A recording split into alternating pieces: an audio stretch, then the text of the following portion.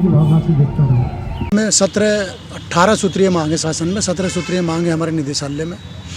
निदेशालय में दूसरी मांग हमारी ये है कि निलंबन बहाली में जिसके जांच हो चुकी है, समय पूरा हो रहा है, तो उसे बहाल किया जाए। एक मंडल मुख्यालयों पर जो डायरेक्टर साहब आदेश करें उसमें तो जो हमारी एसीपी सबकी निर्धारित समय पर जून और जुलाई में होनी चाहिए, जुलाई और जनवरी में होती है, तो कुछ मंडलों में जुलाई में भी नहीं हो पाई है, तो वो सारी एसीपी उसमें हो। एक हमारे जो ग्रेड हैं 2000 के बाद 2800 है। हमारे जो कनिष्ठ साथी है जब उसकी नियुक्ति होती है तो उसका 2000 है, और पद रहते 5 साल में यदि उसकी पदोन्नति हो जाती है तो 2800 ग्रेड पे दिया जाता है और पद नाम वरिष्ठ सहायक हो जाता है। अगर पदोन्नति हमारी नहीं होती है और 10 साल में हम देते हैं तो एक तो हमें एसीपी 2400 दिया जा रहा। एक नुकसान तो हमारा ये है, पदस्थापन हमारी पदोन्नति में वरिष्ठ सहायक भी नहीं होता। हम जो है हमारा मतलब हम कनिष्ठ सहायक ही रहते हैं। 2 नुकसान है हमारे, कनिष्ठ सहायक हैं और हमारा 2800 के स्थान पर 2400 दिया जा रहा है, तो ये हमारा इंक्रीमेंट की बजाय पनिशमेंट है। शासन स्तर पर भी हमारी इसी तरीके से मांग है। जैसे हमारा मेडिकल है, मेडिकल में हमारी मांग ये है कि सरकार एलोपैथ में इलाज करा रही है, तो होम्योपैथ आयुर्वेद भी सरकार इलाज कराए। उसमें भी हमारे साथी जो सरकार में होम्योपैथ में इलाज कराना चाहती है होम्योपैथ में करा ले, जो एलोपैथ में कराना चाहती है वो एलोपैथ में करा ले। ये हमारा अनुरोध है सरकार से। वर्तमान में जो व्यवस्था है, जो हमारे पंडित दीनदयाल कार्ड हैं वो कैशलेस हैं, लेकिन उसमें तो 48 घंटे तक हमारी वेरिफिकेशन के नाम पे हम इंतज़ार कराया जा रहा है हॉस्पिटल में।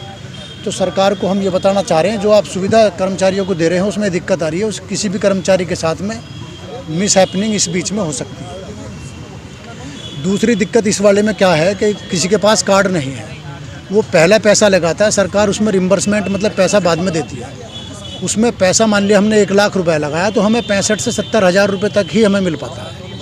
उसका कारण ये है कि दवाइयों का तो सरकार पूरा पैसा देती है। जैसे ओटी चार्ज है, डॉक्टर की विजिट चार्ज है, डॉक्टर की विजिट मान लिया 4000 है या 200 से 500 तक देते हैं। या मान लिया ओटी चार्ज है, ओटी चार्ज में मान लिया 18 से 20 हज़ार रुपये है, ये 2000, 2500, 3000 देते हैं। तो इसी तरीके से हमें पूरा पैसा नहीं मिल पाता। एक समय का अभाव बहुत रहता है, और तीसरा एक ग्रांट की एक व्यवस्था है।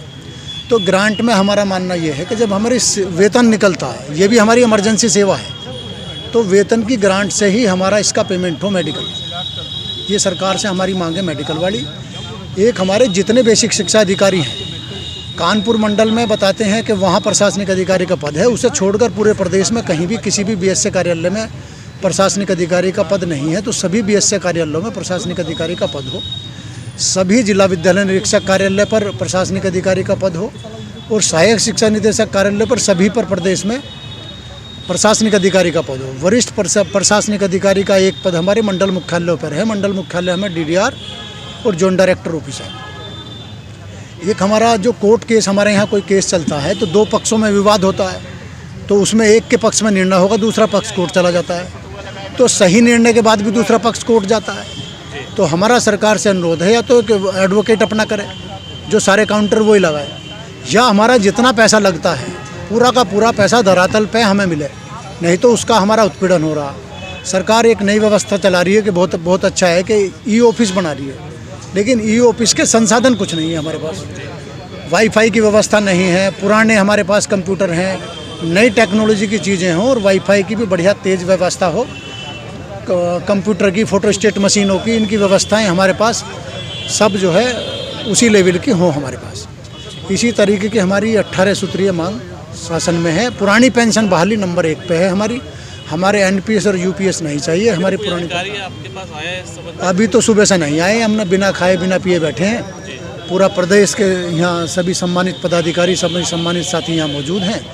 जैसे कोई अधिकारी आएंगे हम अपनी बात उनके समक्ष रखेंगे। आगे की कार्रवाई अगर हमारी नहीं होती है तो अगला धरना हमारा महानिदेशक स्कूल शिक्षा के यहाँ है 19 तारीख में, तो फिर अगला हम आंदोलन वहाँ पर करेंगे।